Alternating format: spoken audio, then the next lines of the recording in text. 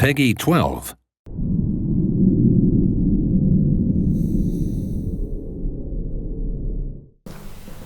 Welcome, heroes, to this combat demo of Might&Magic Hero 6. I'm Noémie Verpeau, your community developer, and I'm going to explain how combat is handled in Hero 6. Just a quick disclaimer. What you are seeing here comes from an alpha version of the game, so there are still a couple of bugs and placeholders here and there. Now let's see what's on the screen. I'm playing Slava Griffin, and my army is on the left side. You can see crossbowmen, griffins, praetorians, and sisters. I'm fighting against a neutral army of Necropolis creatures comprising of vampires, skeletons, ghouls, and liches. In the bottom left-hand corner, you can see the initiative bar. It shows the order in which the creatures are going to play this turn. In the bottom right-hand corner, I can access my hero's abilities. You can see the Might attack, the faction ability, and the spellbook. Next to the spellbook, you can see the quick access bar, where I can put my favorite abilities and spells. Now let's start the battle! Vampires are fast creatures, so they go first. I'm using an ability called Heroism to raise the morale and luck of my griffins. We went back to using the system in Heroes 3, where heroes can act at any time during the turn, but they can only act once. The first time it is attacked during a turn, a unit can retaliate. Some creatures, such as the Griffin, can even retaliate more than once. As usual in Heroes, the vampire drains the life of his enemies when attacking or retaliating. As the ghoul has good luck, it can make a critical hit. Action cameras are triggered by critical hits. You can deactivate them if you wish.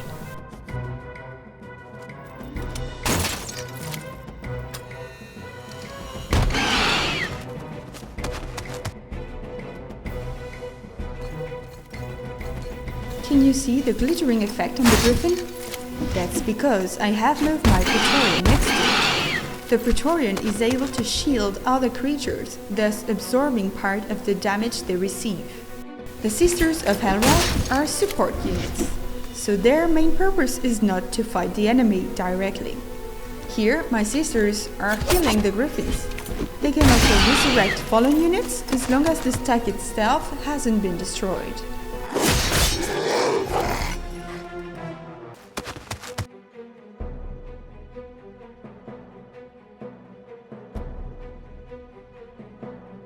A new turn has begun, so my hero can act again.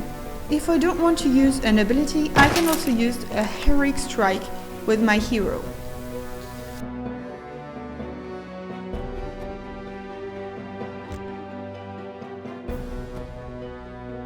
Of course, it is also possible to defend and wait if you don't want your unit to attack. All Heroes fans will have recognized the golden bird above the Griffin, which means morale is high. So the Griffin will act twice this turn. This can turn the tide of the battle, for instance, allowing the Griffins to kill the last vampire.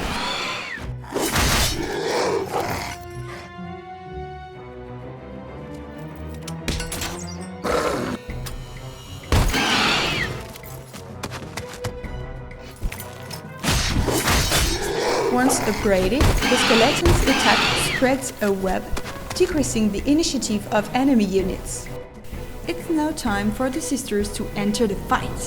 They may not be fighters, but they are more than capable of killing the remaining ghouls.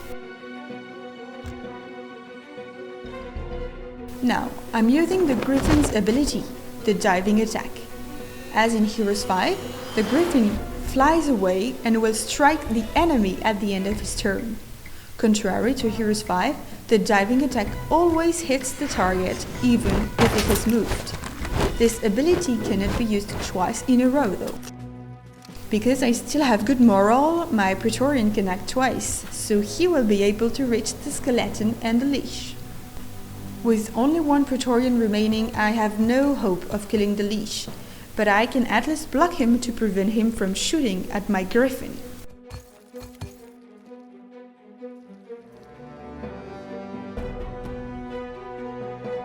time for my hero to destroy the sack of bones.